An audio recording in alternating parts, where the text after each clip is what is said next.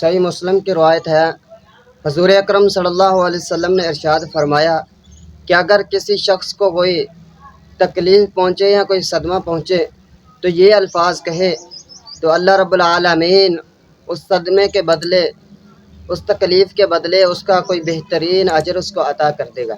وہ دعا یہ ہے، ان للہ و انا الیہ راجعون، اللہم اجرنی فی مصیبتی وَأَخْلِفْ لِي خَيْرًا مِّنْهَا۔ رسول اللہ صلی اللہ علیہ وسلم نے ارشاد فرمایا کہ اگر کوئی شخص کسی اپنے بھائی، کسی رشتہ دار یا کسی دوست کو مصیبت میں دیکھے اور وہ چاہتا ہے کہ میرے بھائی کی، میرے دوست کی مصیبت دور ہو جائے، تو رسول اللہ صلی اللہ علیہ وسلم نے فرمایا کہ یہ دعا پڑھے تو اللہ رب العالمین اس کی مصیبت، اس کا غم دور کر دے گا۔ وہ دعا یہ ہے، الحمدللہ الذی عافانی مما ابتلاک بہ وفضلنی علی کثیر ممن خلق